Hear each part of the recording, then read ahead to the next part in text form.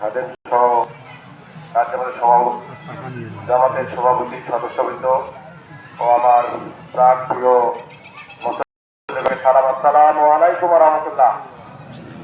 সবাইকে ঈদুল আজহার শুভেচ্ছা। ঈদ মোবারক, ঈদ মোবারক।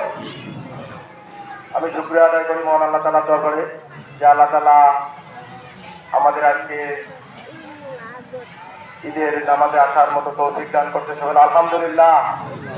দরুদ পেশ করি বিশ্ব নেতা, বিশ্ব মানব, মহান নেতা হযরত মুহাম্মদ সাল্লাল্লাহু আলাইহি সাল্লামের প্রতি সবাই বলে সাল্লাল্লাহু আলাইহি সাল্লাম।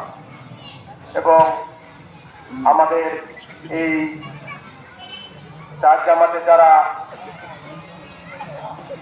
এই পৃথিবী থেকে বিদায় নিয়ে গেছে তারা সকল শহীদের আত্মার মাগফিরাত কামনা করি আল্লাহুম্মা আমিন।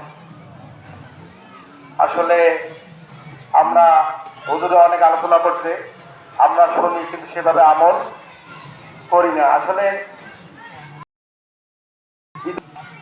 কোরবানি হচ্ছে যে আনুগত্য, ত্যাগ ও কোরবানি, এই তিনটা গুরুত্বপূর্ণ বিষয়। আনুগত্য, ত্যাগ ও কোরবানি। আসলে ইব্রাহিম আলাইহিস সালামকে আল্লাহ তাআলা হুকুম করছেন, উনি আনুগত্য করে তার যে প্রাণ প্রিয় সন্তান, যে সন্তান দীর্ঘ সময় তার কোনো সন্তান ছিল না, দীর্ঘ সময় পর তার একটিমাত্র সন্তানকে, সেই সন্তানটাকেই কোরবানি দিতে বলছে।